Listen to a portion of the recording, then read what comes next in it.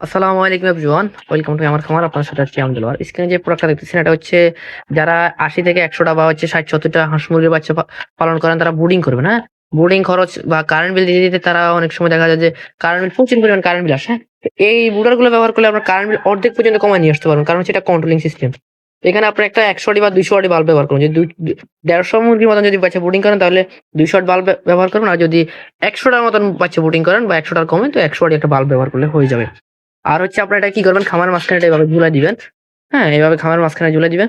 এগুলো হচ্ছে আপনার যেকোনো মুরগি, হাঁস, মুরগি, কোয়েল পাখি, কবুতর যেকোনো পাখির জন্য আপনার এই ব্রুডিং যেগুলোর জন্য করতে হয়, সেই সব প্রাণীর জন্য আপনি এই ব্রুডার গুলো নিতে পারবেন। এগুলো প্রাইস একদম কমের ভিতরে পেয়ে যাবেন।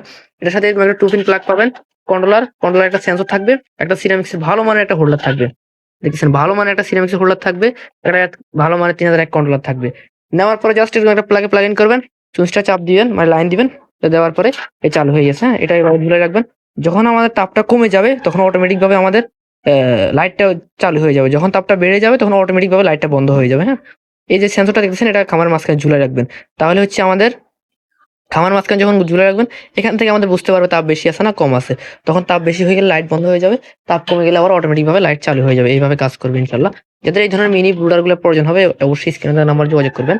আর এখানে হচ্ছে আপনার খুব হাই কোয়ালিটির একটা কন্ট্রোলার ব্যবহার করা হয়েছে। সেটটা করবেন বা আমাদের এটা ৩৫.৫ থেকে লাইট বন্ধ হবে, ৩৫.২ আসলে লাইট চালু হয়ে যাবে।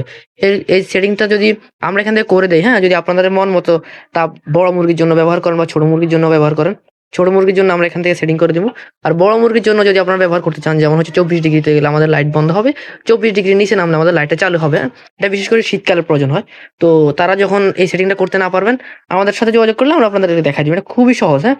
এখানে জাস্ট যে বাটন ২ টা দেখছেন, এটা ডাউন বাটন চাপ দিয়ে ওটাতে রাখবেন হচ্ছে যেটাতে গেলে আমাদের লাইট বন্ধ হবে ওটা। আর আপার বাটন চাপ দিয়ে যেটাতে গেলে লাইট বন্ধ হবে ওটা রাখবেন।